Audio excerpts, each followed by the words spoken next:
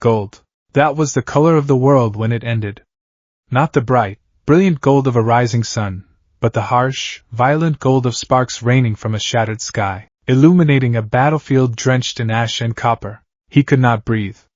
His left lung was entirely gone, obliterated by a concussive shockwave that had torn through his side, leaving a jagged, gaping crater in his flesh. Rain lashed against his face, washing away the blood that poured from his mouth, but it could not wash away the agonizing, all-consuming fire in his veins. Before him stood a nightmare carved from flesh and tailored suits. The man had no face, only a smooth, scarred expanse of tissue above a sickening, mocking smile. Is this it, symbol of peace? The faceless man's voice echoed in his mind, scraping against his skull. Is this where the unbroken line ends? You have failed, Tashinori. No. He hadn't failed. He couldn't. Behind him lay a shattered city, millions of terrified citizens huddled in the dark, praying for a miracle. He was that miracle. He was the pillar. If he fell, the sky would collapse upon them all. With a roar that tore his remaining vocal cords to shreds, he forced his ruined body upward. The golden power within him, the culmination of 8 generations of hope, sacrifice, and agonizing death, roared into a blinding, singular point within his right fist. It was everything he had left. Every memory, every smile he had sworn to protect, every tear his master had shed. He lunged. The faceless man raised a hand, unleashing a torrent of black and red lightning. Their fists collided. The world went white. The sound of 1,000 thunders ruptured his eardrums. He felt the faceless man's skull cave beneath his knuckles, felt the tyrant's body shatter and fall away into the abyss. But he also felt his own heart stop. The golden embers within his chest flickered, detached from his dying soul, and drifted away into the ether, searching for a new vessel. As the light faded, his towering, muscular form dissolved, leaving only the broken, emaciated shell of a man named Tashinori Yagi falling into the endless dark. He closed his eyes, and somewhere in Mizutsu, precisely as the rain stopped, a newborn baby opened his eyes and took his first, screaming breath. Izuku Midoriya was 4 years old when he realized the world was not fair. He sat in the sterile, white-tiled room of the pediatrician's office, his short legs swinging off the edge of the examination table. In his tiny hands, he clutched a limited edition Silver Age Crimson Riot action figure. It was supposed to be an All Might figure.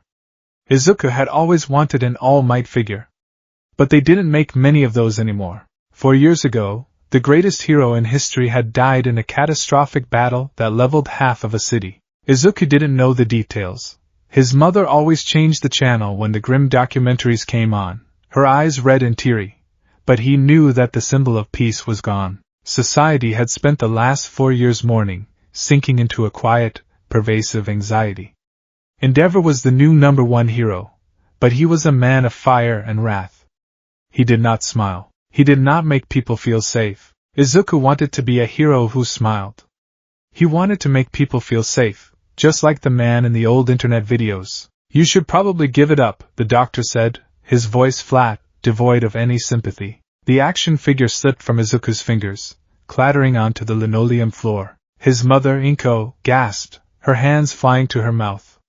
Give it up? But doctor, is there something wrong with him? The other children in his kindergarten have already started showing signs of their quirks. Katsuki started making explosions last month, the doctor sighed, tapping an X-ray pin to the glowing light board.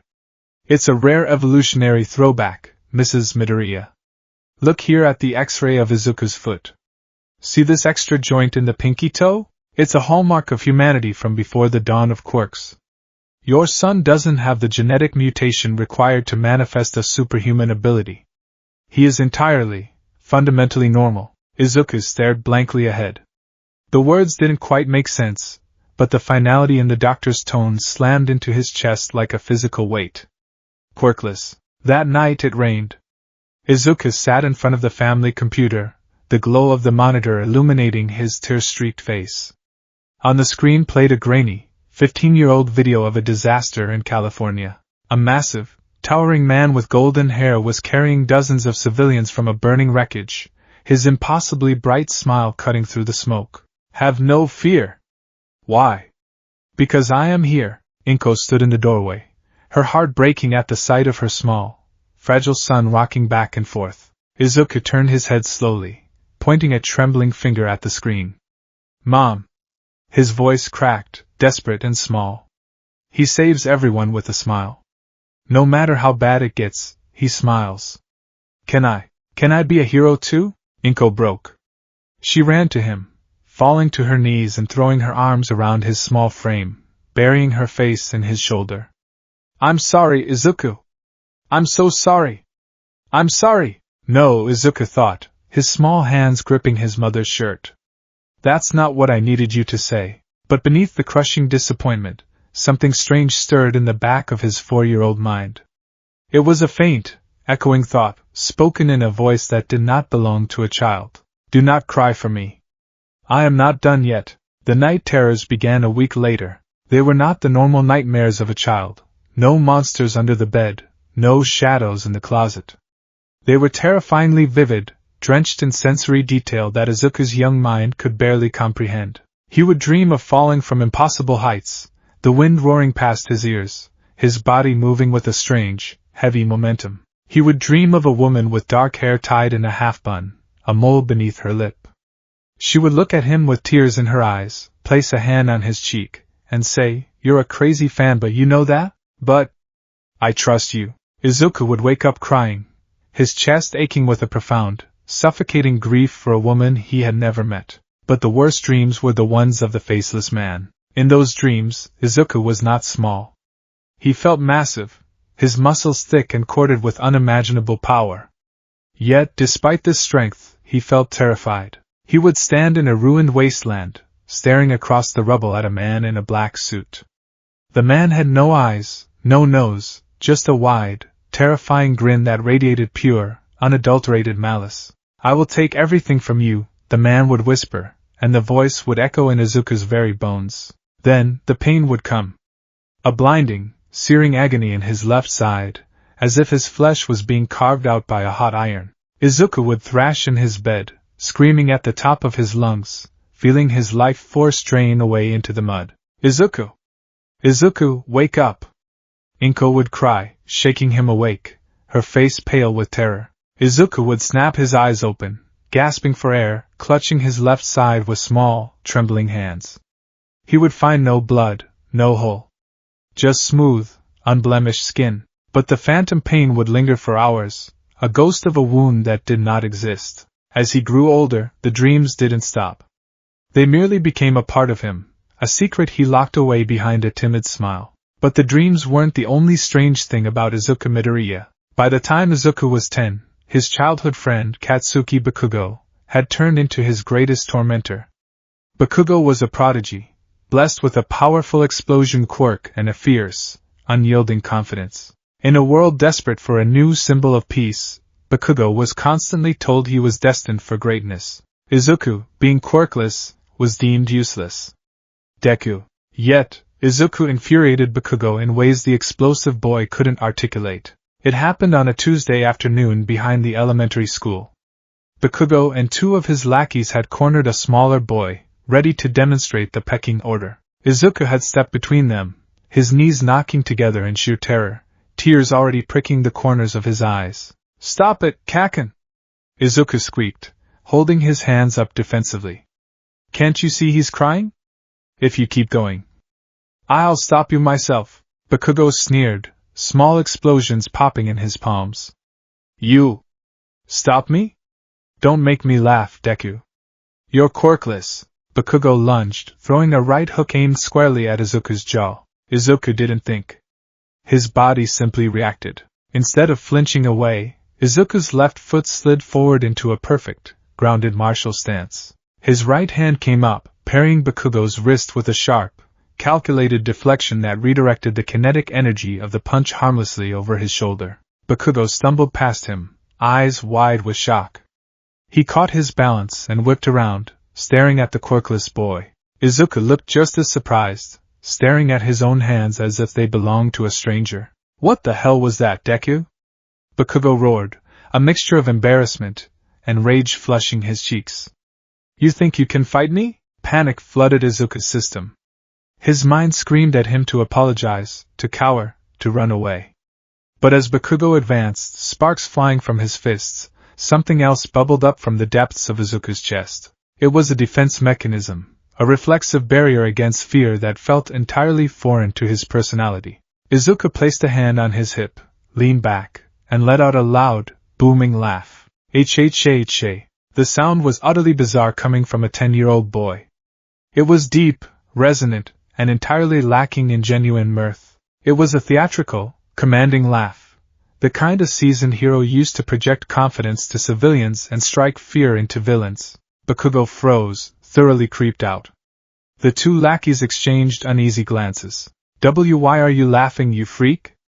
Bakugo yelled, taking a step back. Izuku slapped a hand over his mouth, his face turning beet red. I don't know.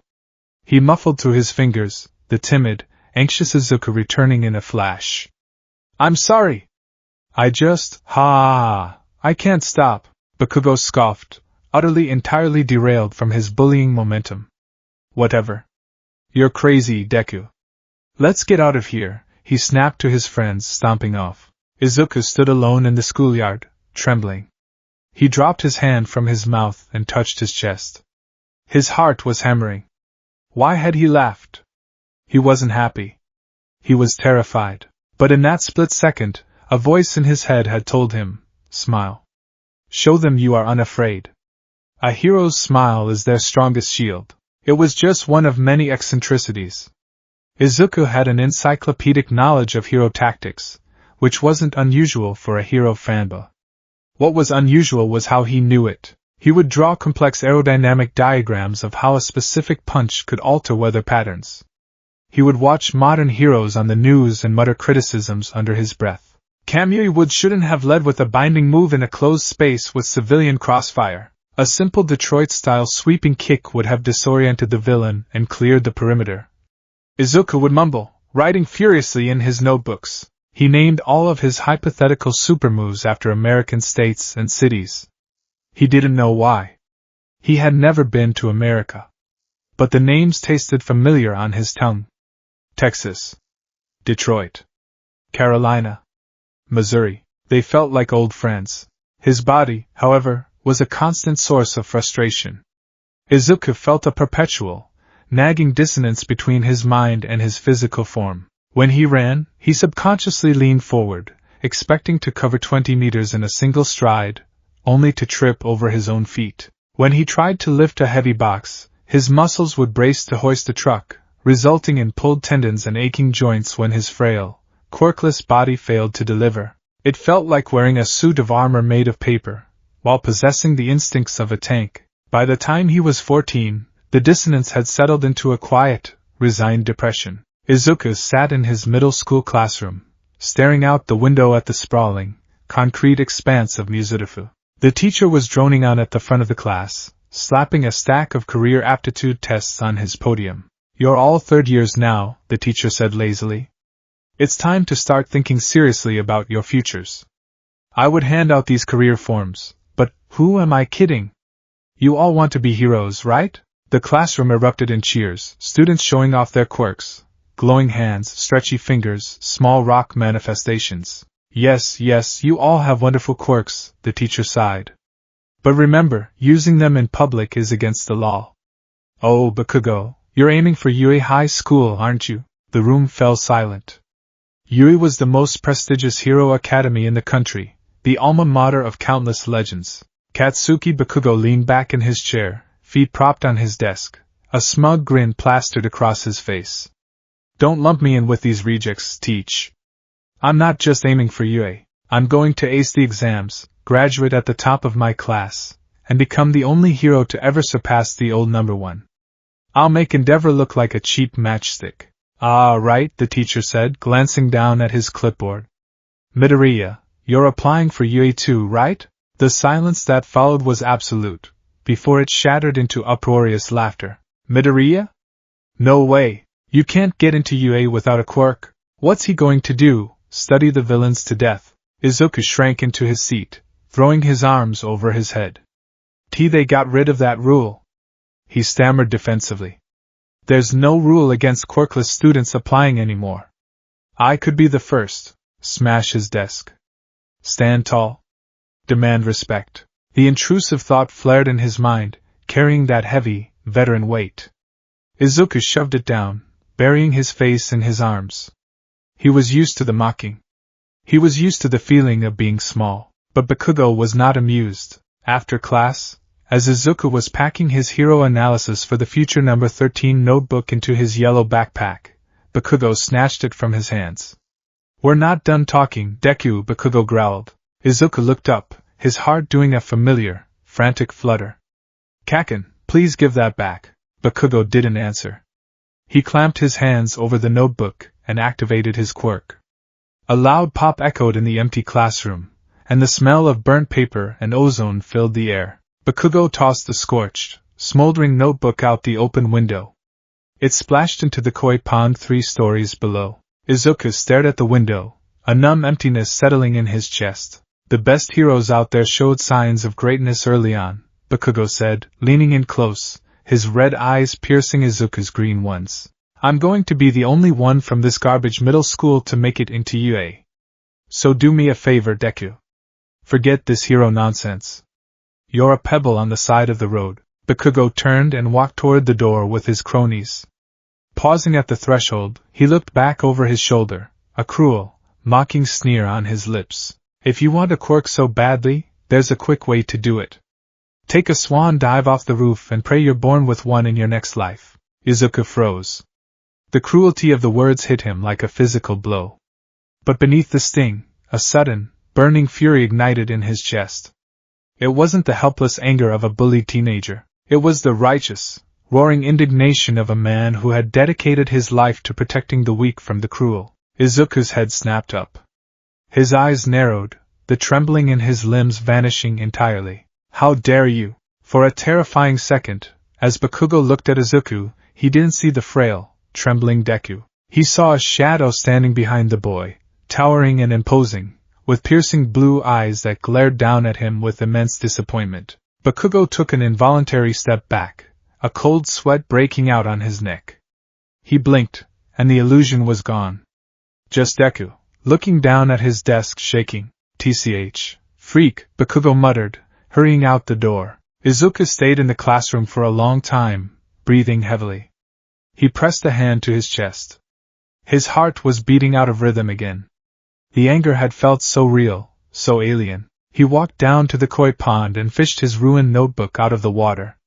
He carefully brushed off the algae, staring at the scorched cover. A hero. Izuku whispered to himself, his voice sounding incredibly tired. I just want to be a hero. The route home was quiet. Izuku took a detour, dragging his feet as he walked under a dark, concrete overpass. He was mumbling to himself, trying to salvage the notes in his damp book, when he heard the sound. Squish. Slurp. Izuku stopped, the hairs on the back of his neck standing on end. He turned around. Rising from a nearby manhole was a shifting, bubbling mass of dark green sludge. 2 massive, bloodshot eyes and a jagged mouth full of rotting teeth formed within the muck. A medium-sized invisibility cloak, the sludge villain gurgled, its voice wet and guttural. Perfect. You'll do nicely, kid. Izuku dropped his notebook, paralyzed by fear. His brain screamed at him to run, to dodge, to move. But his body betrayed him. The villain lunged, a wave of foul-smelling slime crashing over Izuku, knocking him to the ground. In seconds the sludge was down his throat, filling his nose, burning his eyes. Don't fight it, the villain laughed, forcing itself deeper into Izuku's lungs. It'll only hurt for about 45 seconds. Then it'll all be over. Thanks for being a vessel for me, kid. There's a crazy bastard chasing me. Izuku clawed at the sludge, his fingernails tearing through the liquid but finding nothing solid to grasp. He was suffocating. The edges of his vision were going black. The terror was overwhelming, absolute. He was going to die here, in a dark tunnel, alone. But as the darkness encroached, the familiar phantom pain flared in his left side. No, the voice in his head was deafening. It was not Izuku's voice. It was deep, commanding, and saturated with an ancient, stubborn power. You do not die here. You do not die in the dark. Izuku's eyes snapped open. The panic vanished, replaced by an icy, absolute focus. His right hand, previously flailing wildly, snapped downward. His fingers brushed against the concrete pavement, finding the jagged, broken edge of a discarded glass bottle. Seize the opening. Strike the vulnerable point. With a burst of adrenaline that tore a muscle in his shoulder, Izuku gripped the glass shard, brought his arm up in a tight, efficient arc, and drove the jagged edge directly into the sludge villain's enormous, bloodshot right eye. Arf! The villain shrieked in agony, the grip on Izuku loosening as the monster recoiled, sludge splashing against the tunnel walls. Izuku didn't hesitate. He didn't gasp for air. Operating on pure, unfiltered survival instinct, he rolled out of the remaining slime, scrambled to his feet, and sprinted toward the light at the end of the tunnel. His lungs burned, his throat was raw, but he ran faster than he ever had in his life. He didn't stop running until he reached the bustling streets of the shopping district, collapsing against a brick wall, coughing up vile green mucus onto the pavement. He survived. He had actually survived. Izuku slumped to the ground, shivering violently as the adrenaline left his system. The timid 14-year-old was back in control, sobbing quietly into his knees. He had almost died. 10 minutes passed. Izuku finally found the strength to stand up. He needed to get home. He needed his mother, but as he began to walk, a massive explosion rocked the city block. The ground shook beneath his feet, and a plume of thick, black smoke plumed into the sky a few streets over. The sound of screaming civilians and wailing sirens pierced the air. Izuku's feet moved before his brain could process the command. He ran toward the smoke. It was a habit he had developed over the years, chasing villain attacks to take notes. But this time, it wasn't curiosity driving him. It was a gravitational pull, a sense of duty that settled heavily onto his narrow shoulders. He rounded a corner and hit a wall of onlookers. The entrance to Tatooine's shopping district was an inferno. Flames licked the sides of buildings, shattering windows and melting street lamps. Izuku pushed his way to the front of the crowd, his eyes widening in horror. In the center of the firestorm was the sludge villain. It had grown massive, towering over the street, sweeping its gelatinous tendrils through the air, destroying everything in its path. "It's that villain!" a bystander yelled. "The one that robbed the bank." Several pro-heroes were on the scene. Death Arms was holding back debris. Kamui Woods was attempting to rescue civilians from burning buildings. Empty Lady was standing at the edge of the street, complaining that she couldn't fit into the narrow 2-lane road. "Why aren't they attacking?" Izuku muttered, gripping the barricade. "He's got a hostage," someone replied. "The villain grabbed the kid. And the kid is using an explosion quirk. It's making the fire worse." Izuku's blood ran cold. Explosion quirk. He looked closely at the shifting mass of sludge. Through the thick, murky green slime, he saw a tuft of spiky ash-blonde hair.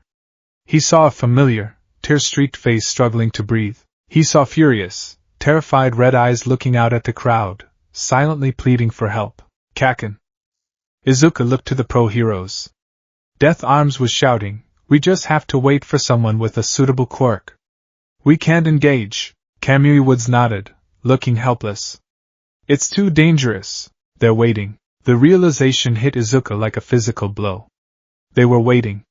They were watching a child suffocate, and they were waiting for someone else to fix it. Disgraceful. The voice in Izuku's head didn't just speak this time. It roared. The barrier between Izuku Midoriya and the ghost that haunted his dreams shattered completely. The memories flooded his mind, moving too fast to process. A crying woman with black hair passing a glowing ember to a skinny, quirkless teenager. A Gran Torino kicking him in the ribs, demanding he clench his buttocks and yell. The roar of a crowd in America as he debuted his first smash. The feeling of standing at the pinnacle of the world, carrying the weight of millions with a smile. The hole in his chest. The rain. The faceless man. Izuku didn't know where he ended and the memory began. All he knew was that someone was dying, the heroes were doing nothing, and his body was moving. He ducked under the police tape. "Hey! Kid, what are you doing? Get back here!" Death Arms shouted, reaching out, but Izuku slipped past him, sprinting straight into the inferno. The heat was agonizing. The smell of burning rubber and sulfur choked the air. But Izuku didn't feel it. His eyes were locked on the sludge villain. You! The villain roared, recognizing the boy with the green hair. You little pest! You blinded my eye. I'll kill you both! The villain swung a massive, sludge-formed fist, aiming to crush Izuku against the asphalt. Analyze, Izuku's mind commanded. No, the ghost answered. Overwhelmed, Izuku reached into his backpack as he ran, grabbing his heavy, metal pencil case. With a fierce, terrifying battle cry, he hurled it with all his might. The metal box sailed through the air and struck the villain squarely in its uninjured left eye. The villain shrieked, its grip on Bakugo loosening just enough for the explosive boy to gasp for air. Deku? Bakugo choked out, his eyes wide with utter disbelief. What the hell are you doing? Izuku reached the villain, his small, frail hands clawing at the sludge, desperately trying to pull Bakugo free. I don't know! Izuku cried, tears streaming down his face. My legs just moved on their own. He looked at Bakugo, his green eyes blazing with a fierce, blinding light that made Katsuki's breath itch. You looked like you needed saving, Kaken. The villain recovered, its singular remaining eye narrowing in pure, murderous rage. I'll squash you like a bug. The sludge reared up, forming a massive, spiked hammer of condensed liquid, casting a dark shadow over the two boys. Look out! Kamui Wood screamed, lunging forward, but he was too far away. Time seemed to slow to an absolute crawl. Izuku looked up at the descending mass of death. He was going to die. Again. No. In the depths of his soul, a spark ignited. It was small, an ember that had been sleeping for 14 years, waiting for the vessel to prove itself worthy, waiting for the spirit of self-sacrifice to act as a catalyst. The spark exploded into a roaring, golden sun. Power. Infinite, surging, catastrophic power flooded Izuku's veins. It was like trying to channel the energy of a nuclear reactor through a rusted wire. His bones groaned, his muscles tore, and his skin burned, but he didn't care. He welcomed the pain. He knew this power. He had wielded it for 40 years. Izuku pushed himself off Bakugo, standing between his bully and the villain. He widened his stance, planting his feet into the cracked asphalt.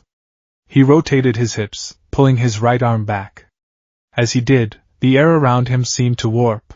Bright, crackling veins of red and golden energy illuminated his skin, shining through his school uniform. The pro-heroes froze.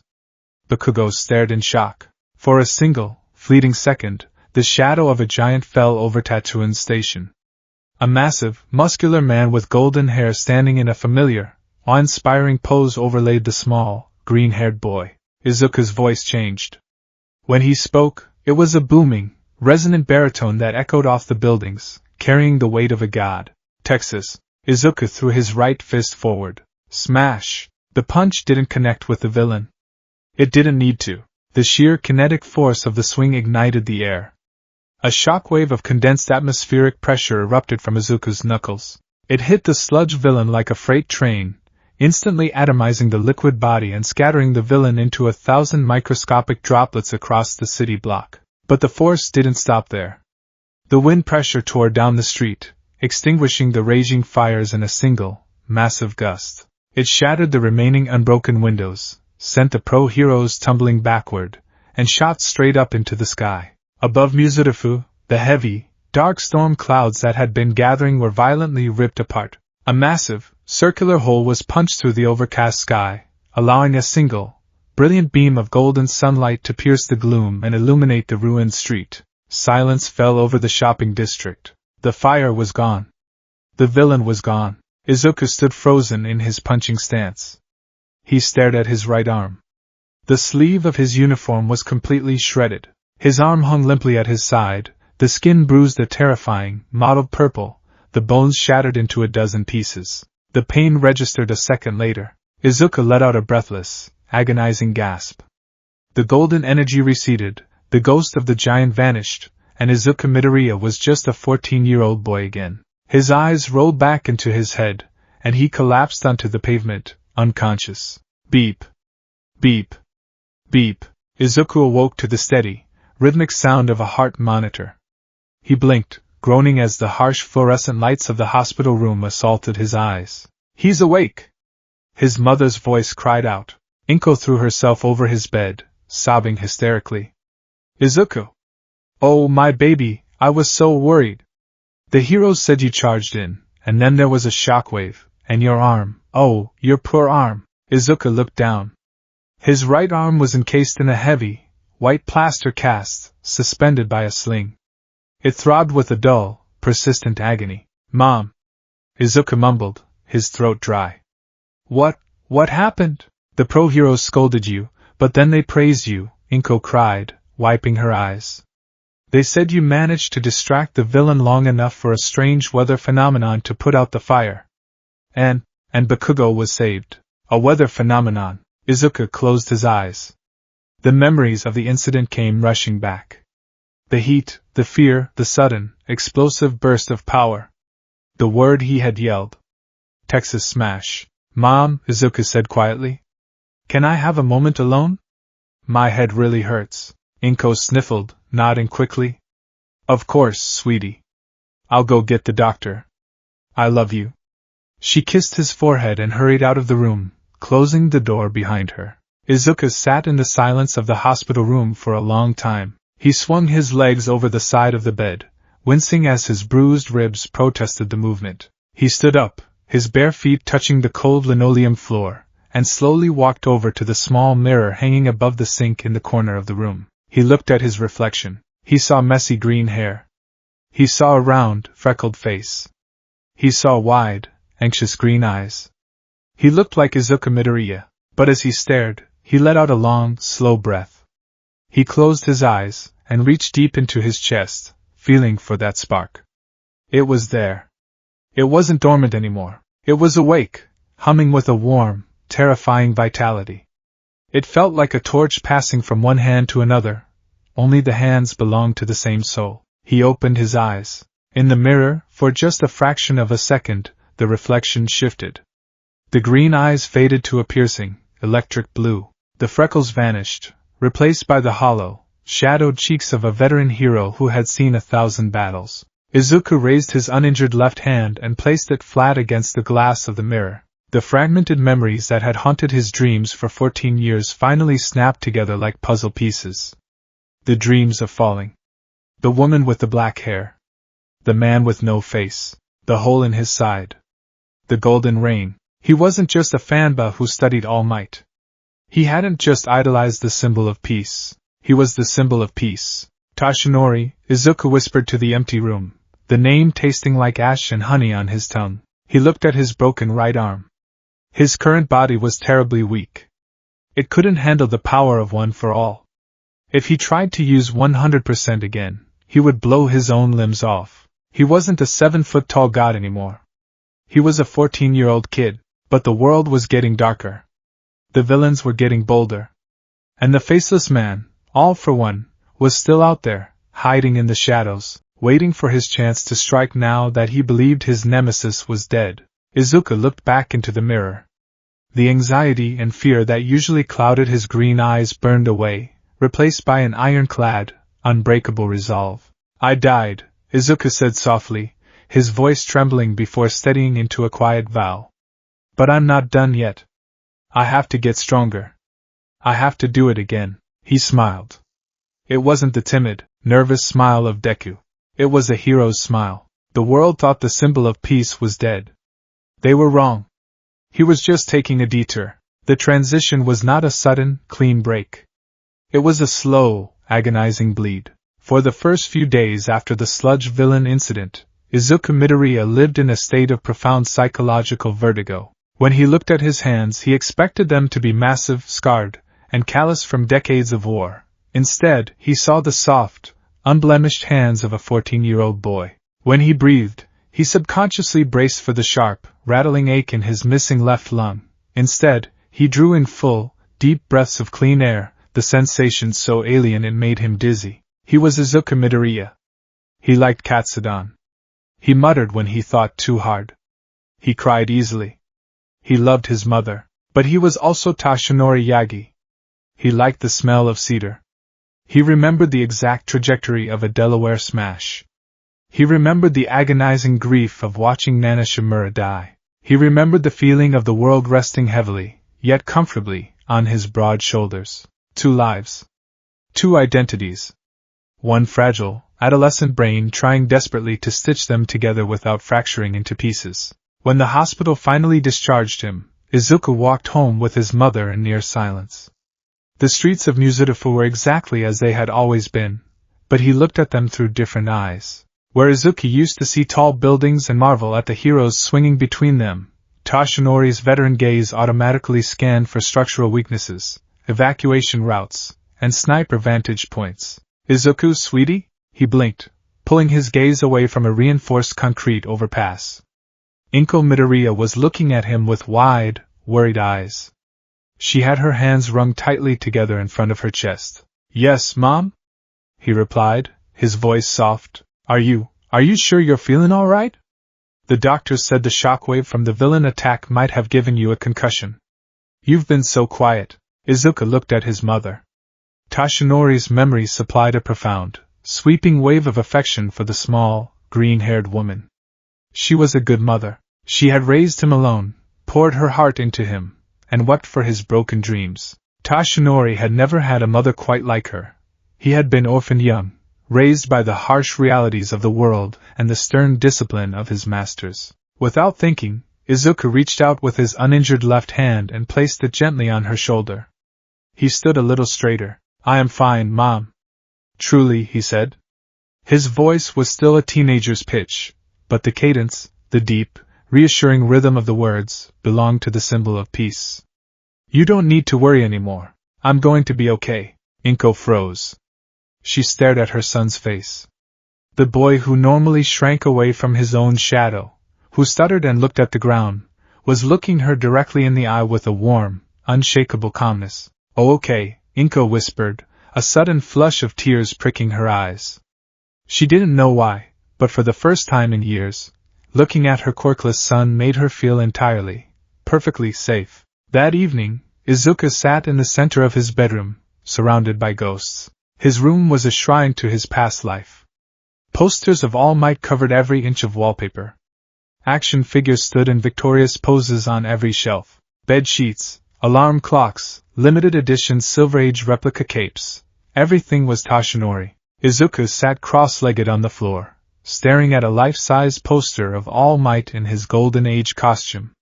The man in the poster was laughing, his fists on his hips, radiating invincible power. Was I really that obnoxious? Izuku muttered to himself, rubbing his temples. The dissonance was giving him a headache. To Izuku the fanba, this room was a comfort. To Toshinori the veteran, this room was incredibly narcissistic and deeply unsettling. I need to clear my head. I need to figure out what I am. He stood up and went to his desk, pulling out a fresh, blank notebook. He didn't label it Hero Analysis for the Future. He grabbed a pen and wrote a single word on the cover, synthesis. He sat down and began to write. He needed to map out the facts. Fact 1. He was the reincarnation of Toshinori Yagi. The memories were fully integrated. He wasn't hearing a voice in his head. The voice was his head. He didn't just know All Might's moves. He had the muscle memory to execute them. Fact 2. He had one for all. The quirk had not died with his previous body. Somehow, through a miracle of the universe or the profound, metaphysical nature of the quirk itself, the golden ember had transferred into his newborn soul 15 years ago. Fact 3. His current body was dangerously inadequate. Izuku looked down at his right arm, currently entombed in a heavy white cast. The doctors had been baffled. The bones hadn't just broken, they had exploded from the inside out, fractured into fragments by sheer, internal kinetic stress. He closed his eyes and focused on the energy in his chest. It was there. A roaring, raging inferno of power. When Toshinori had first received One for All from Nana Shimura, the quirk had been strong, but manageable. He had been able to wield 100% of it almost immediately because his body was naturally robust. But the One for All inside Izuku's chest was not the quirk Toshinori had inherited 40 years ago. It was the quirk Toshinori had left behind. It had stockpiled Toshinori's own unimaginable strength for 4 decades. The power that currently resided in 14-year-old Izuku Midoriya was the exact same, world-breaking power that All Might had used to crush All for One on the day he died. If I use 100% of this power in this body, Izuku wrote, his pen scratching furiously against the paper, I will not just break my bones. The atmospheric pressure and kinetic kickback will literally tear my limbs from my torso.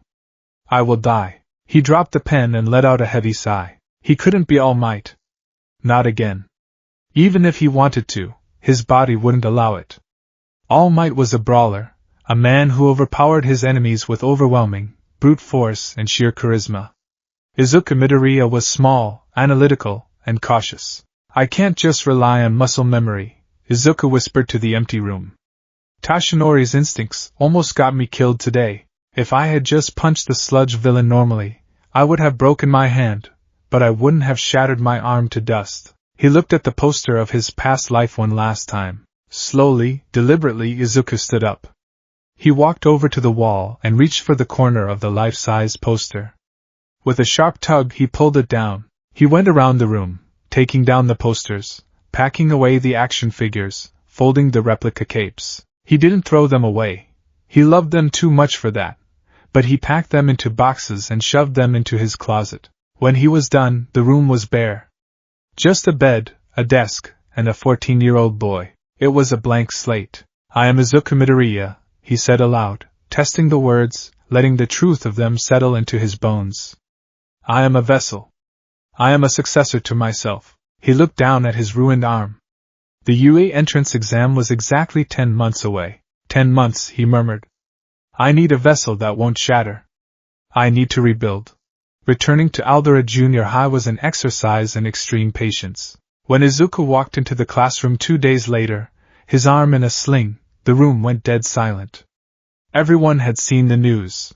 Everyone knew that the quirkless Deku had somehow managed to create a shockwave that changed the weather. Whispers erupted like wildfire as he took his seat. Did he awaken his quirk late? I heard the pro heroes gave him a secret support item. There's no way Deku did that.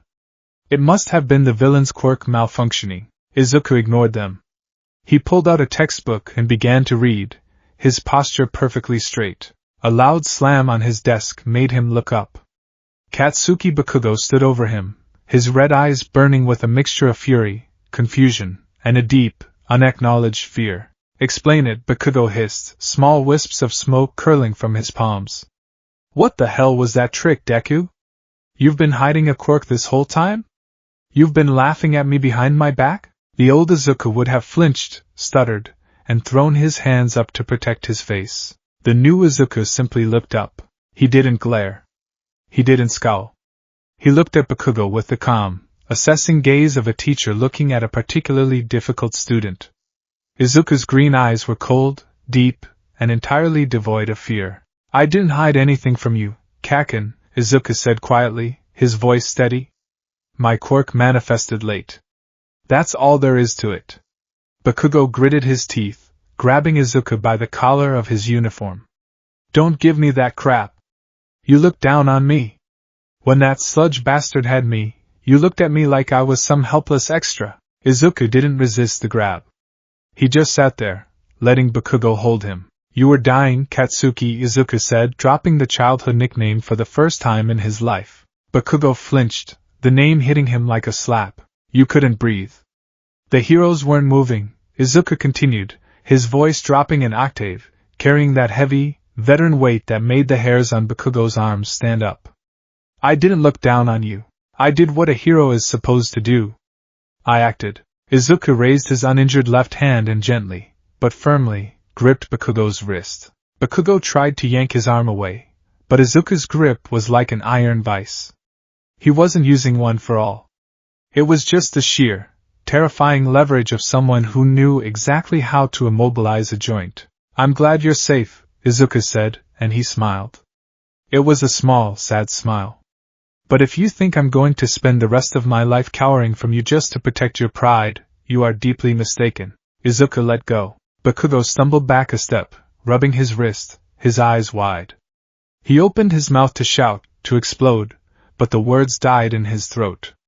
The boy sitting at the desk wasn't Deku. The face was the same, the hair was the same, but the presence was utterly monstrous. Bakugo clicked his tongue, spun on his heel, and stalked back to his desk, radiating furious silence. The rest of the class stared at Izuku as if he had just grown a second head.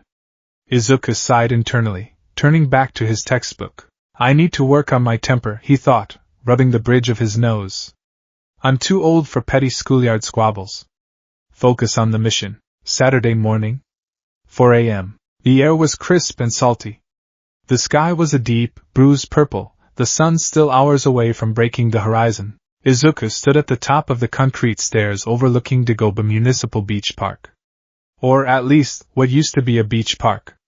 Currently, it was an illegal dumping ground. Mountains of rusted refrigerators, broken washing machines, crushed cars, and rotting tires stretched out as far as the eye could see, obscuring the sand and the ocean completely. The smell of rust and decaying seaweed was overwhelming. Izuku pulled the collar of his tracksuit up over his nose, his eyes sweeping over the landscape of trash. 40 years ago, he thought, a nostalgic pang echoing in his chest. He remembered this beach.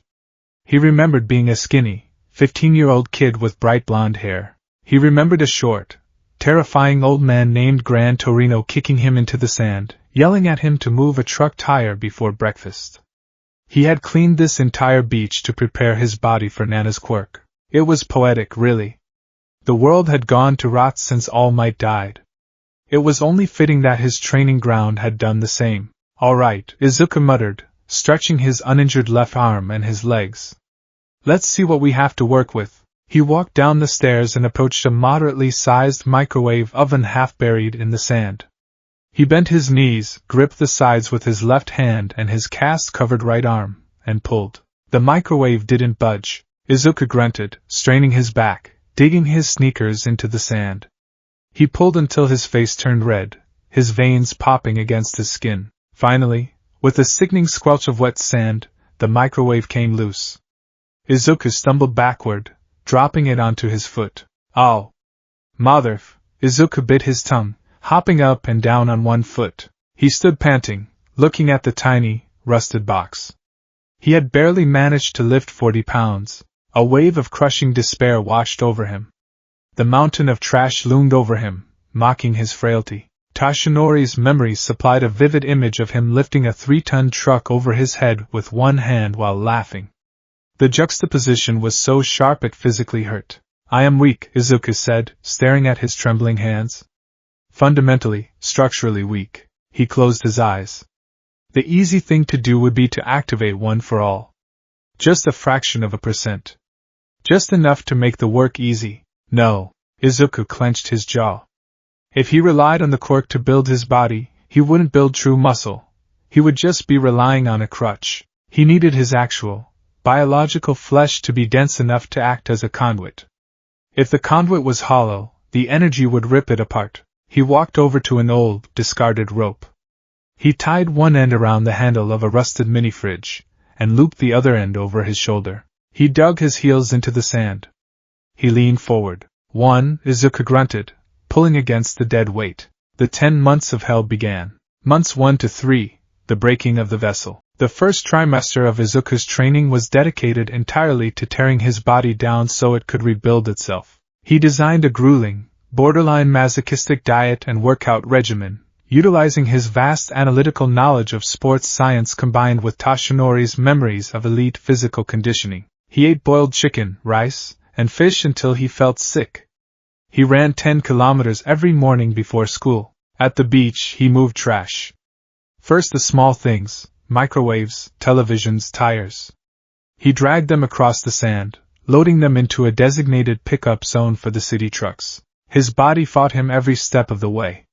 Blisters formed, popped, and turned into bloody calluses. His muscles ached with a constant, fiery lactic acid burn that made sitting at his school desk an exercise in torture. But the physical pain was nothing compared to the mental exhaustion. Izuku was still struggling to map his brain to his body.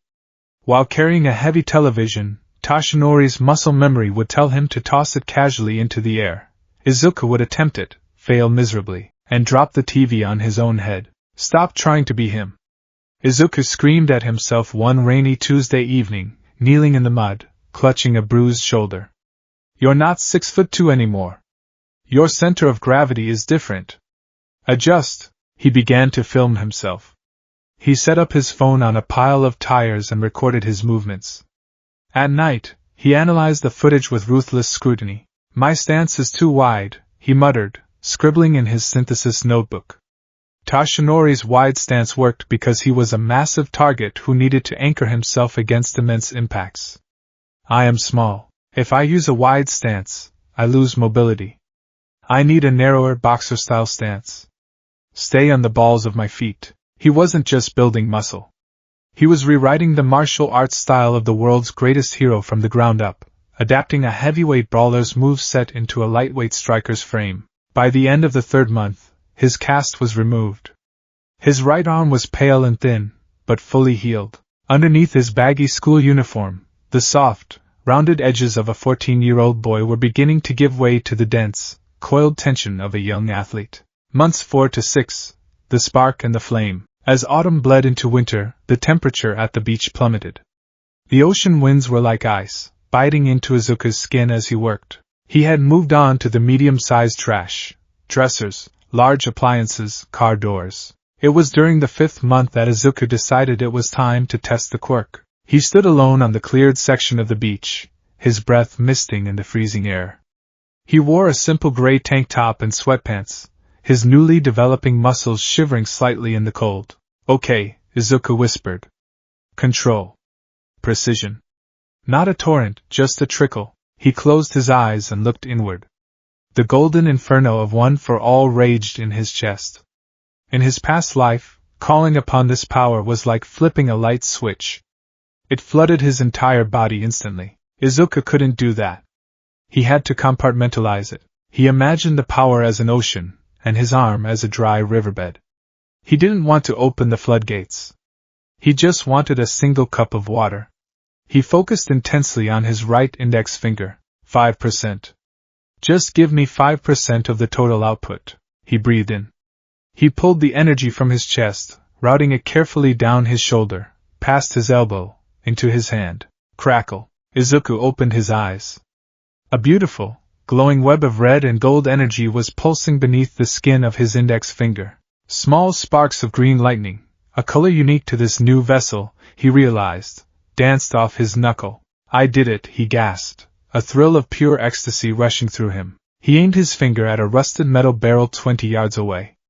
He reared his arm back, and flicked his finger. Delaware smash. Boom. The air ruptured. A concussive bullet of wind pressure erupted from his fingertip, tearing across the beach and slamming into the metal barrel. The barrel didn't just dent. It was violently crushed into a flat pancake of scrap metal, thrown 50 feet into the ocean with a massive splash. "Ha! Yes!" Izuku cheered, jumping into the air. He looked down at his hand, ready to admire his work. His index finger was entirely purple, swollen to twice its size, and bent at a horrifying, unnatural angle. The pain hit a second later. "Aya!" Izuku screamed, dropping to his knees and clutching his wrist. He had broken it. Even at what he thought was a restricted 5%, the sheer recoil of the wind pressure had shattered the bones in his finger. He sat in the sand for an hour, applying a cold compress of wet seaweed to his swollen digit, swearing colorfully in English, a habit he retained from his time studying in America as Tashinori. "Damn it," Izuku hissed. "The output is too high. My bones are stronger now, but they still can't handle the kinetic kickback of an isolated release." He pulled out his notebook with his left hand, flipping to a new page. Problem: isolated activation in a single limb results in localized structural failure due to overwhelming force and recoil. Analysis: when I was all might, my body was a massive, reinforced shock absorber. I could channel 100% into my arm because the rest of my body was heavy and dense enough to ground the recoil. Izuku's body is too light. Channeling even 5% into a single point creates a bottleneck of energy that blows the limb apart. Izuku stared at the words. "A bottleneck," he murmured. He looked at his glowing, unbroken left hand. "If pouring all the water into one cup breaks the cup, what if I spread the water out?" Izuku stood up. He ignored the throbbing pain in his broken right finger. He closed his eyes and looked inward again at the raging golden ocean. "Don't route it to the arm," he commanded himself. "Route it everywhere. 5%. Head to toe. A constant, low-level flow. He pulled the energy up. But instead of directing it, he let it wash over his entire nervous system. It felt like plunging his body into a bath of boiling electricity. Izuku gasped, his eyes flying open. Bright red veins of power illuminated across his entire body, glowing through his clothes. Emerald green lightning began to crackle and arc aggressively around him, tearing up the sand at his feet. The pain was immense. His muscles felt like they were vibrating at a molecular level, tearing and repairing themselves in microscopic increments. But his bones were not breaking. The energy was dispersed. The load was shared. This is... Izuku breathed, his voice echoing with a strange, dual-layered resonance. Incredible. He looked at a rusted pickup truck 50 feet away. He didn't think. He just moved. He kicked off the ground. The sand exploded beneath his feet. He didn't run, he blurred. In a fraction of a second, he crossed the 50-foot distance, the wind howling in his ears. He slammed his left hand onto the hood of the truck, his fingers denting the solid steel like it was wet clay, bringing himself to an instantaneous halt. He stood there, panting, the green lightning illuminating the dark beach. He had never moved like this before. Even as All Might, his speed was born of sheer, explosive leg strength, long, massive leaps and bounds. This was different. This was hyper-agile, kinetic, continuous movement. It felt less like a cannonball, and more like a lightning strike. Full body coverage, Izuku whispered, a manic grin spreading across his face. Like wearing a cowl of energy. One for all, full cowl. He maintained the state for exactly 10 more seconds before his muscles completely gave out. The lightning vanished, and Izuku collapsed face first onto the hood of the truck, his entire body screaming in agonizing exhaustion. He lay there for a long time, staring up at the stars. Okay, he panted, a breathless laugh escaping his lips. Okay, we have a fighting style. Months 7 to 9, the ghost and the boy. With full cowl unlocked, Izuku's training shifted gears entirely. He stopped trying to lift the trash conventionally. He used the beach as an obstacle course. He would activate full cowl, initially only able to maintain it for a minute at a time, and sprint through the labyrinth of rusted metal, bouncing off washing machines, leaping over cars, and carrying massive appliances on his back while moving at highway speeds. He was blending his minds perfectly. Tashinori provided the spatial awareness, the combat instincts, and the unyielding willpower to push past physical limitations. Izuku provided the strategy, the hyperanalytical trajectory calculations, and the creative application of momentum. If a truck was too heavy to lift with pure strength, Izuku didn't try to force it. He would use full cowl to sprint up a nearby pile of trash, leap into the air, and use the descending kinetic force of a spinning kick to snap the truck's rusted chassis in half, making the pieces light enough to carry. He was becoming something entirely new. He wasn't a brawler. He was a tactician with a nuclear engine. At home, Inko Midoriya watched her son change with a mixture of awe and quiet terror. Izuku was no longer the frail, hunched-over boy who hid in his room. By the 9th month, he had grown 3 inches. His shoulders were broad, his posture was immaculately straight, and his once soft face had chiseled into sharp, defined lines. His green eyes held a piercing, magnetic confidence, but it was his presence that unnerved her. Sometimes he would walk into the kitchen, and the air in the room would suddenly feel heavy, charged with an invisible, suffocating pressure. He would catch falling plates before they hit the ground without looking. He would watch the news of villain attacks with a grim, knowing silence, taking notes not like a fan, but like a general studying a battlefield. One evening, Inko found him sitting on the balcony, staring out at the city lights. "Izuku?" she asked softly, wrapping a shawl around her shoulders. He turned, and for a fleeting second, the moonlight caught his face in such a way that Inko's breath hitched. He looked so old. Not physically, but in his eyes. There was a profound, ancient exhaustion buried beneath his youthful face. "Hey, Mom," he said, offering a soft smile. "You've been pushing yourself so hard," Inko said, stepping out onto the balcony and leaning against the railing next to him. "You hardly ever rest. Are you sure Yue is worth all this pain?" Izuku looked out over Mizurufu. The crime rate had risen 4% this year. Endeavor was doing his best, but villains were getting braver.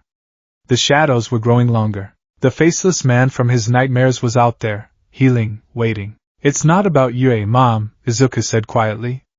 It's about the promise. What promise? Izuku closed his eyes. He remembered the rain. He remembered the blood.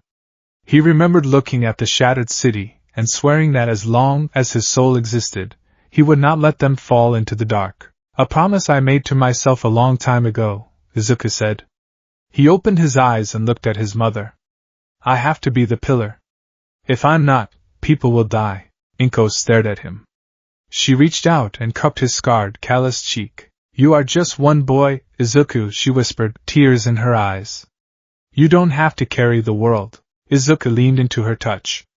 If only you knew, Mom, he thought. I already did. I know, Izuku lied smoothly. I'll be careful. I promise. Month 10, the dawn of the successor, February 26th.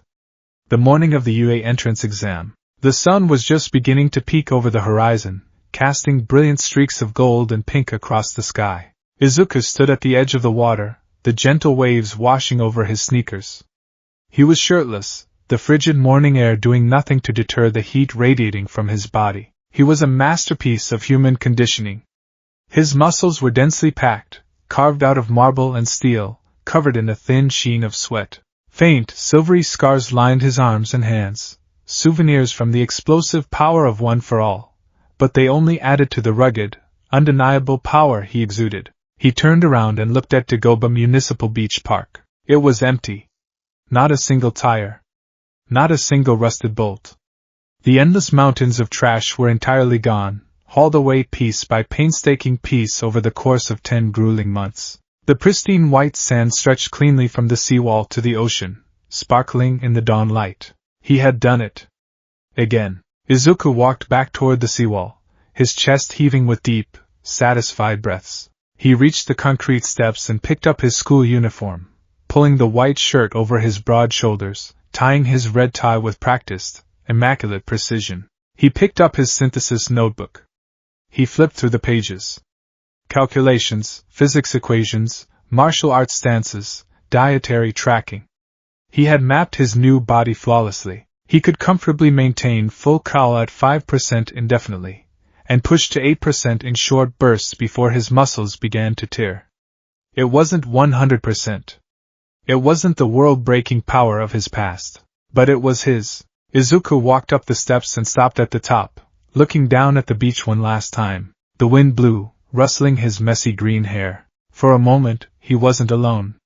In his mind's eye, standing on the pristine sand below, he saw them. A tall, blond man in a white t-shirt and cargo pants, his hands on his hips, laughing that booming, iconic laugh. Beside him stood a woman with dark hair, a mole beneath her lip, her cape fluttering in the wind, smiling with immense pride. Izuku looked at the ghost of his past self. Toshinori Yagi looked back at him. The specter didn't speak, but he didn't need to. The veteran raised a massive hand, giving Izuku a slow, definitive thumbs up. You are ready, young Midoriya. Izuku smiled. The dissonance was gone. The vertigo had faded. He wasn't a boy pretending to be a man, and he wasn't a veteran trapped in a child's body. He was simply Izuku. Thank you, Izuku whispered to the wind. I'll take it from here. He turned his back on the beach and began the long walk toward UA High School. The ghost in the mirror had faded, stepping aside to make way for the hero who would forge a new legend. The symbol of peace was dead, but Izuku Midoriya was just getting started. UA High School was a fortress of glass and steel, an architectural marvel shaped like an imposing H that reached toward the heavens. To the thousands of hopeful teenagers flooding its gates on the morning of February 26th, it was a gateway to glory, fame, and a sanctioned license to use their quirks. To Izuku Midoriya, it was a tomb of memories. He stood at the front gates, the morning sun casting a long shadow behind him. The air was crisp, smelling faintly of cherry blossoms and the ozone of 1,000 nervous quirks activating in the crowd. Izuku wore his black middle school uniform, his hands stuffed into his pockets, his posture rigidly straight. He looked up at the main building. 42 years ago, a quirkless, blonde-haired teenager named Toshinori Yagi had walked through these exact gates. He had been terrified, vibrating with a desperate, reckless need to prove himself to his master, Nana Shimura. He had broken 3 limbs during his exam, vomited from the pain, and barely passed. Izuku closed his eyes, taking a slow, grounding breath. The memories were so vivid he could almost smell the cheap hair gel he used to wear in the 80s. I am not him, Izuku reminded himself, tracing the rough, callous skin of his palm with his thumb. I am Izuku Midoriya. I have my own path to walk today. Out of my way, Deku. The gruff, irritated voice broke Izuku's concentration. Katsuki Bakugo brushed past him, his hands shoved deep into his pockets, his shoulders hunched in a perpetual display of aggressive indifference. Izuku opened his eyes. He didn't flinch. He didn't stutter. Good morning, Katsuki, Izuku said, his voice smooth and calm, carrying an effortless baritone that made several nearby students turn their heads. Good luck today. Bakugo stopped. He didn't turn around, but the muscles in his neck went visibly taut. Ever since the sludge villain incident 10 months ago, the dynamic between them had fractured. Bakugo didn't know how to handle this new Deku, this boy who no longer cowered, who looked at him not with fear or worship, but with the quiet, unsettling patience of a veteran humoring a rookie. Don't tell me what to do, Bakugo muttered, a small spark popping in his palm. I don't need luck. And you're going to die in there if you think you can fake your way through this. Bakugo stalked off toward the main building. Izuku watched him go, a small, sad smile playing on his lips. Still so angry. You have the heart of a hero, Katsuki, but the temper of a villain.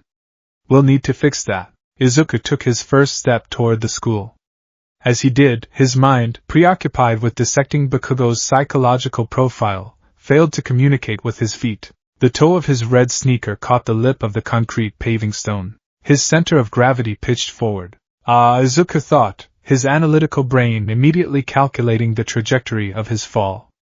I shifted my weight too early. If I try to activate full call now to catch myself, I might accidentally shatter the pavement and cause a scene. He braced for the humiliating impact of the concrete. It never came. A sudden sense of weightlessness washed over him. Izuku found himself suspended in midair, floating parallel to the ground. Are you okay? A bright, cheerful voice asked. Izuku twisted his neck. Standing next to him was a girl with a round face, large auburn eyes, and permanent pink blushes on her cheeks. She had her hands clasped together, her fingertips touching. I stopped you with my quirk, she said, releasing her hands. Izuku dropped the remaining 3 inches to the ground, landing lightly on his feet. I'm sorry I didn't ask first, but I figured it would be bad luck to fall right before the exam, right? Izuku blinked. For a moment, the soul of a 55-year-old veteran and the hormones of a 14-year-old boy violently collided in his brain. The veteran recognized a highly versatile gravity manipulation quirk and filed it away for tactical analysis. The teenager realized a very cute girl had just saved him from public humiliation. Izuku's face flushed a brilliant shade of crimson. Thank you. Izuku stammered, bowing sharply at the waist, his commanding baritone completely vanishing into an adolescent squeak. That was very kind of you. Good luck to you too, the girl beamed, waving as she jogged off toward the entrance. Thanks. Let's do our best. Izuku stood up straight, burying his face in his hands. Get it together, Midoriya, he groaned to himself. You stared down all for one. You can talk to a girl. The orientation auditorium was massive, heavily dimmed, and packed with hundreds of anxious teenagers.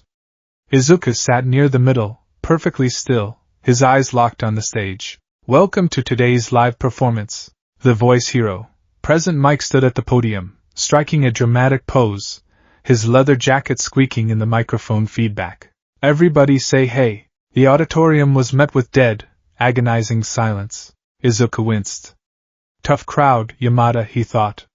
Tashinori remembered Present Mike when he was just a loud, obnoxious first-year student. It was deeply surreal to see him as a fully realized pro-hero, acting as an examiner. As Present Mike explained the rules of the practical exam, a 10-minute urban combat simulation where examinees would destroy robotic villains for points, Izuku pulled out his synthesis notebook. His pen flew across the paper in the dark. 3 types of targets. 1-pointer, 2-pointer, 3-pointer. Variables, the robots are mechanical. Ergo, quirks that rely on psychological manipulation, biological toxins, or mind control are rendered entirely useless. This exam is heavily biased toward destructive, kinetic quirks. Hypothesis: Yu is filtering out subtle utility heroes in favor of frontline combatants to compensate for the rising crime rate since my death. Izuku frowned, his pen hovering. It was a brutal, practical decision by the Yui board, but it lacked heart. A true hero didn't just smash things. Excuse me. A tall, broad-shouldered boy with glasses and meticulously combed blue hair stood up abruptly several rows ahead. A spotlight snapped onto him. On the printout, there are 4 types of villains. The boy barked, his arm chopping the air with mechanical rigidity. If this is a misprint, then UA, the most prominent school in Japan, should be ashamed. We are here to receive exemplary guidance, not sloppy materials. The boy then pivoted, leveling an accusatory finger directly at Izuku. And you, with the curly hair. You've been muttering to yourself this entire time. It's distracting. If you are here on a pleasure trip, I suggest you leave immediately. The auditorium fell silent. Hundreds of eyes turned to Izuku. Izuku didn't shrink into his seat. He didn't squeak out an apology. He looked at the boy through the darkness of the auditorium. Tashinori's memory supplied a familiar face. The boy looked exactly like the turbo hero, Ingenium. A younger brother, perhaps? Izuku stood up. The movement was slow, deliberate, and entirely lacking in the nervous energy of a teenager. He stood to his full height, his broad shoulders squared, his chin held high. He looked down at the blue-haired boy with the calm, authoritative gaze of a seasoned commander. You raise a valid concern regarding the pamphlet, Izuku projected. His voice wasn't loud, but the deep, resonant timbre carried effortlessly across the silent room, commanding absolute attention. However, true situational awareness requires one to adapt to unexpected variables on the battlefield, not complain about the briefing materials. Focus on your own perimeter. The blue-haired boy, Tenya Ida, froze. He felt a sudden, inexplicable pressure pressing down on his chest. The green-haired boy wasn't just defending himself. He was issuing a reprimand with the weight of a pro-hero. I apologize, Ida stammered, bowing stiffly before sitting down, completely derailed. Izuku sat back down, smoothing his uniform. On stage, Present Mike blinked behind his orange sunglasses, lowering his microphone slightly. Whoa. That kid's got some serious pipes on him. Reminds me of… No, never mind. All right. Mike shouted, recovering his flow. To answer examinee 7111's question, the 4th villain is worth 0 points. It's an arena trap. If you see it, don't fight it. Just run. Izuku narrowed his eyes, writing down a single phrase in his notebook. 0-pointer, an obstacle meant to test psychological resilience under overwhelming threat. Battle Center B. Izuku stood in the middle of a massive crowd of students, staring up at the towering, 50-foot steel gates of the mock city. Beyond the walls lay a sprawling metropolis of fake buildings, winding streets, and hidden threats. He unbuttoned the collar of his tracksuit, exposing his scarred collarbone to the cold winter air.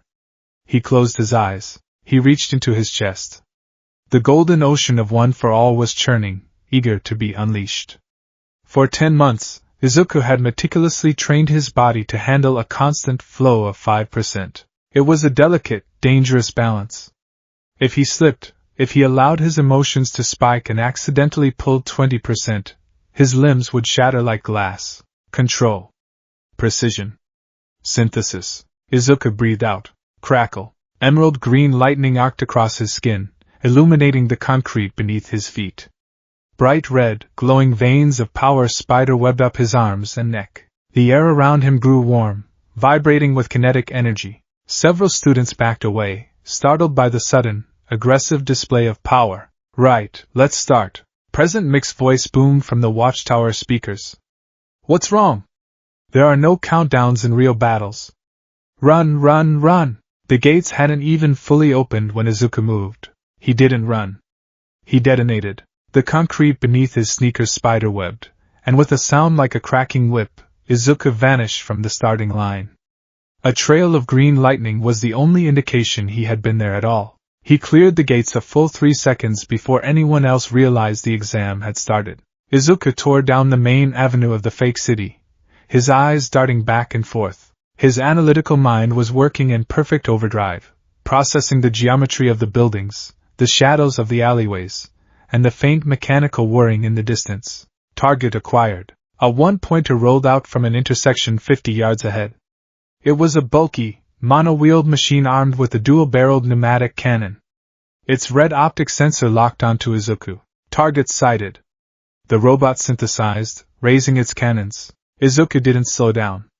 He accelerated. At 5% full cowl, he couldn't afford to punch the solid steel chassis directly. His flesh and bones were denser now, but punching a tank was still a terrible idea for a lightweight fighter. He had to use momentum. As the robot fired, Izuku dropped into a baseball slide, the asphalt tearing beneath his shoes. The pneumatic tennis balls sailed harmlessly over his head. Using the slide's momentum, Izuku planted his left hand onto the street, using it as a fulcrum. He vaulted his entire body upward into a vicious, spinning capoeira kick. His right heel, glowing with green lightning, slammed directly into the robotic neck joint, the weakest point in the armor. Crunch. The mechanical head was cleanly decapitated from the chassis, sparks showering over the street. The heavy body collapsed. 1 point, Izuku muttered, landing lightly on his feet. He didn't stop to admire his work. He kicked off the wall of a nearby building, launching himself down a side alley. For the next 7 minutes, Izuku Midoriya was a ghost in the machine. He moved with a terrifying, calculated efficiency. He found a 3-pointer, a massive, heavily armored scorpion tank, and rather than fighting it head-on, he used his hypermobility to scale the side of a building, rip a heavy steel air conditioning unit from the roof, and drop it directly onto the robot's sensory array, crushing it instantly. He found a group of 2-pointers cornering another student. Izuku didn't throw a punch, he tore a stop sign out of the concrete, wielding it like a bow's staff. He swept the legs out from under the machines, relying on his deep knowledge of human anatomy to target their mechanical joints, dismantling them with brutal precision. 32 points, Izuku calculated, wiping sweat from his brow. He was breathing heavily. Maintaining full cowl for 7 continuous minutes while performing high-level acrobatics was pushing his stamina to its absolute limit. His muscles felt hot, like they were slowly roasting from the inside out. It's not enough, Izuku thought, gritting his teeth. The cutoff for the hero course is usually around 40 points. I need more. A massive explosion rocked the adjacent street. Izuku looked up to see a plume of black smoke, accompanied by the manic, screaming laughter of Katsuki Bakugo. Die! Die! Die! Bakugo roared, blasting his way through a cluster of 3-pointers, his raw destructive power racking up points at a staggering rate. Izuku felt a pang of frustration. Quirks like Bakugo's were perfectly designed for this. They could destroy without the user taking physical recoil. Izuku's power required his own body to be the weapon. Focus, Izuku scolded himself. Find the next target. He turned down the main thoroughfare. Then, the ground beneath his feet heaved violently. Izuku stumbled, dropping to one knee as a localized earthquake rattled the mock city. The glass windows of the surrounding buildings shattered, raining down onto the street. A shadow fell over the avenue, blocking out the morning sun. At the far end of the street, the buildings were pushed aside like cardboard boxes. Rising from the dust and rubble was a monstrosity of military engineering. It was easily the size of a skyscraper, an olive-green leviathan of grinding gears, hydraulic pistons, and glowing red optics. The 0-pointer. What the hell? A student nearby whispered. Run! Run away! Someone else screamed. Panic erupted. The examinees, who had been fiercely competing just seconds before, broke into a terrified, chaotic stampede, running away from the colossal machine. Izuku stood up, his green eyes locked on the behemoth. His analytical brain took over instantly. Threat assessment, extreme, point value 0. Armor density, unknown, likely heavily reinforced titanium plating. Conclusion, engaging is illogical. It's an obstacle. It's meant to hurt us. Retreat is the only tactically sound option. Izuku turned around to run. It was the smart thing to do. He had 32 points. If he could find 1 or 2 more stragglers on his way back to the gate, he might scrape a passing grade. But as he took his first step in retreat, a sound cut through the grinding metal and screaming students. "Ow, it hurts." Izuku stopped dead. He looked back over his shoulder. The zero-pointer was advancing, its massive treads crushing the street into powder, and there, trapped under a massive slab of concrete rubble directly in the machine's path, was the girl who had saved him from falling. The gravity girl. She was struggling weakly to push the rubble off her legs, tears streaming down her face. Tactical assessment: she is trapped. The machine will crush her in approximately 14 seconds. Izuku's brain commanded him to call for help. To wait for the teachers. To find a lever to move the rock. But Toshinori Yagi's soul did not calculate. It did not strategize. It did not wait. When a life was on the line, the symbol of peace only knew one direction. Forward. The analytical, cautious voice of Izuku Midoriya was violently, completely silenced. The golden ocean inside his chest, which he had so carefully restricted to a trickle, sensed the absolute, uncompromising resolve of its master. The floodgates blew open. "Ayaha!" Izuku roared, a primal, earth-shaking sound that tore from his throat. He abandoned the 5% limit. He abandoned his fear of breaking his body. He abandoned everything except the singular, burning need to save the girl. He routed 100% of one for all directly into his legs. The green lightning vanished, replaced by a blinding, incandescent golden aura that erupted around him like a solar flare. Izuku crouched low to the ground. Crack! The bones in his legs instantly fractured under the sheer, unadulterated pressure of the stockpiled power. The pain was beyond comprehension, a white-hot agony that blinded him, but he didn't care. Izuku leaped. The asphalt street beneath him didn't just crack, it vaporized. A crater 20 feet wide and 10 feet deep was gouged into the earth solely from the kinetic kickback of his jump. Izuku shot into the sky like a ballistic missile. The wind screamed past his ears, ripping tears from his eyes as he ascended 50, 60, 70 feet into the air, completely clearing the height of the zero-pointer's chest. In the observation room, Principal Nedzu dropped his teacup. It shattered on the floor. On the street below, the fleeing students stopped, staring up in absolute awe at the glowing golden comet arcing across the sky. Bakugo looked up, his crimson eyes shrinking to pinpricks of pure, unadulterated shock. Mid-air, Izuku leveled his gaze at the massive robotic head of the zero-pointer. His legs were entirely useless, flapping numbly in the wind. The pain was threatening to force him into unconsciousness. I am a vessel, Izuku thought, the two halves of his soul perfectly, finally unified in this singular moment of sacrifice. I will bear the weight. He pulled the golden power from his ruined legs, dragging it up his spine, across his shoulders, and routed 100% directly into his right arm. His sleeve instantly tore itself to shreds. His muscles bulged, the skin turning a deep, terrifying purple as the capillaries burst under the strain, the bones groaning in protest. Izuku pulled his right arm back. The air around his fist began to warp and distort, pulling the surrounding clouds down into a localized vortex of atmospheric pressure. He remembered the name of the state. He remembered the feeling of delivering this strike 1,000 times before. The giant robot raised its massive steel arm to swat him out of the sky. Izuku swung. Smash! His fist didn't touch the robot's armor. The sheer, catastrophic wind pressure generated by the swing erupted from his knuckles in a visible, concentrated shockwave of white air. The shockwave hit the zero-pointer's head. For a fraction of a second, the titanium armor resisted. Then it buckled. The massive, skyscraper-sized robot was violently, entirely caved in. The head crumpled like a soda can, the torso sheared backward off its treads, and the entire multi-ton chassis was blasted backward down the avenue. The residual wind pressure tore through the clouds above, parting the overcast sky in a massive, clean line that stretched for miles, allowing the blinding morning sun to flood the mock city. The sonic boom hit the ground a second later, shattering every remaining window in the battle center and knocking the standing students off their feet. Silence fell over the arena. High in the air, the golden glow faded. Izuku's momentum ceased, and gravity reclaimed him. He began to fall. The adrenaline receded, leaving only the agonizing truth of his actions. His right arm was pulverized, shattered into a dozen pieces, the skin mangled and bruised. Both of his legs were entirely broken from the hips down. He was in free fall, 70 feet above the ground, with no way to catch himself. Well, Izuku thought, his mind surprisingly calm as the wind rushed past him. That was a bit excessive. He closed his eyes, bracing for the fatal impact. He had saved the girl. That was enough. Slap. A soft hand struck him hard across the face. Instantly, the terrifying pull of gravity vanished.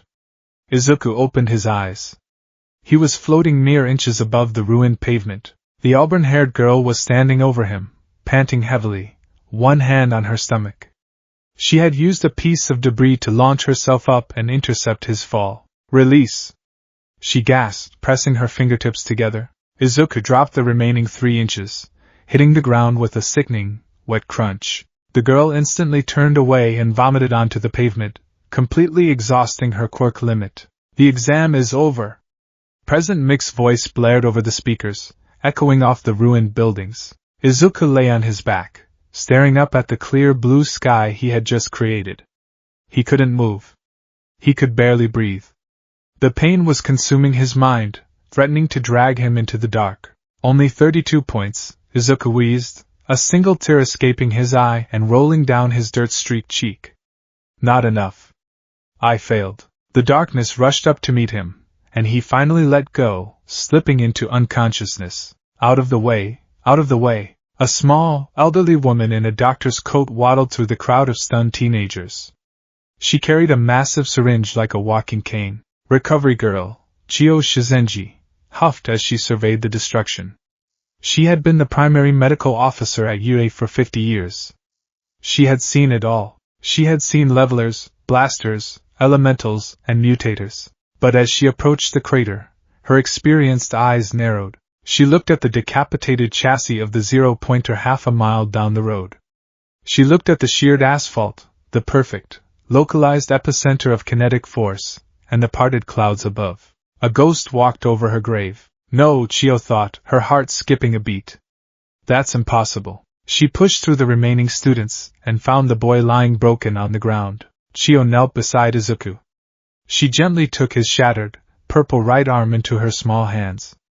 She palpated the bones. Her breath hitched. The injury profile wasn't just severe.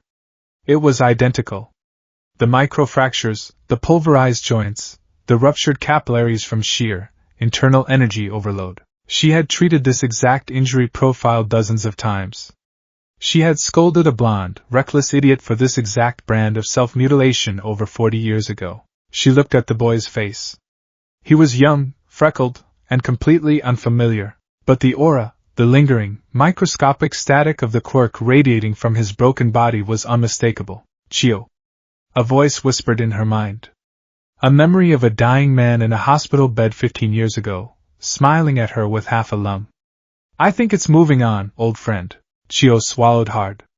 She puckered her lips and kissed the boy gently on the forehead, activating her healing quirk. Izuku gasped, his eyes snapping open as his accelerated cellular metabolism kicked in, rapidly draining his stamina to knit his shattered bones back together. He coughed, rolling onto his side, clutching his now healed right arm. Easy now, boy, Chio said, her voice unusually grave. You're healed, but you're going to be exhausted for a few days. Izuku looked up. His green eyes met Chio's. Toshinori's memories flooded his mind. Affection, gratitude, and a profound, nostalgic sorrow welled up in his chest. This woman had patched him together more times than he could count.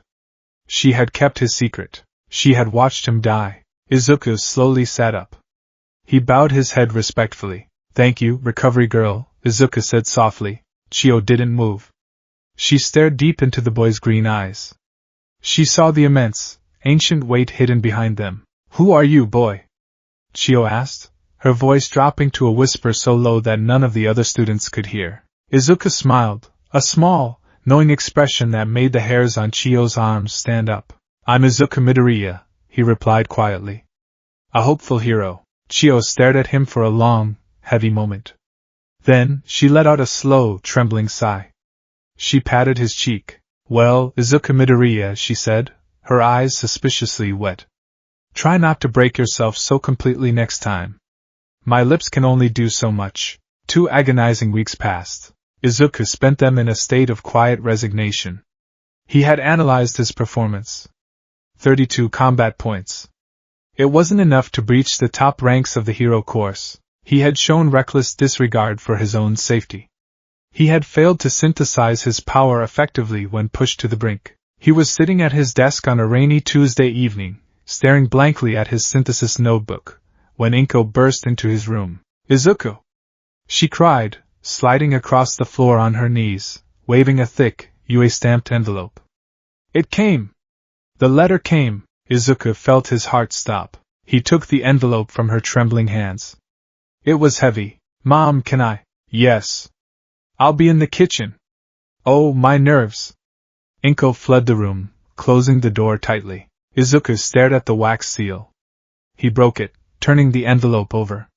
A small metal disc slid out, hitting the wooden surface of his desk with a heavy clack. A holographic projection sprang to life, illuminating the dark room. It wasn't a standard pre-recorded message.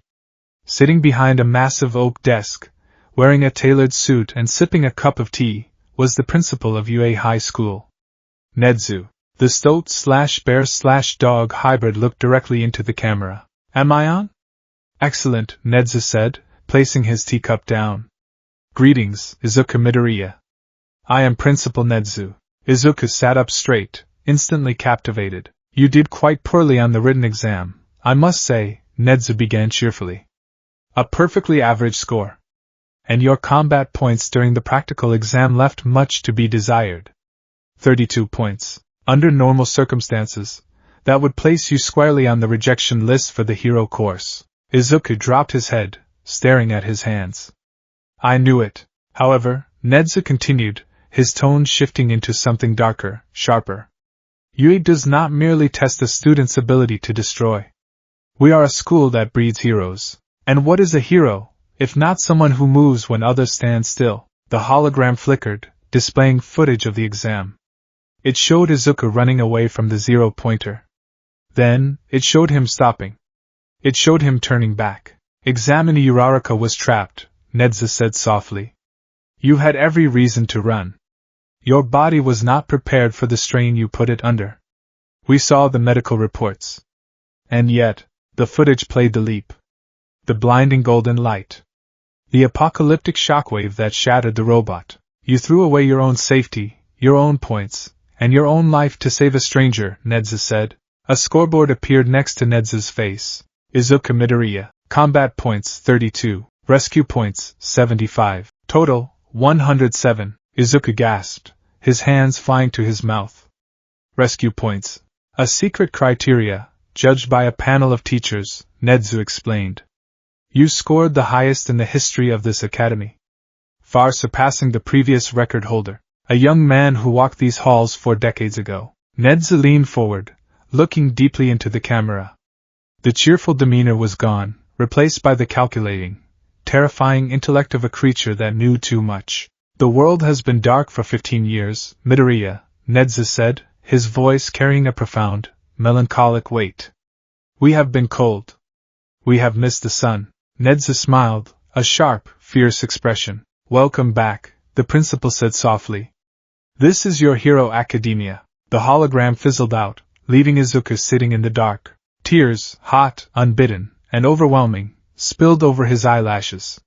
He buried his face in his arms, resting his head on the desk. He cried. He cried for the pain of the last 10 months, for the fear he had held, and for the sheer, overwhelming relief of knowing he hadn't failed. Toshinori Yagi had died on a battlefield, but Izuku Midoriya was going to high school.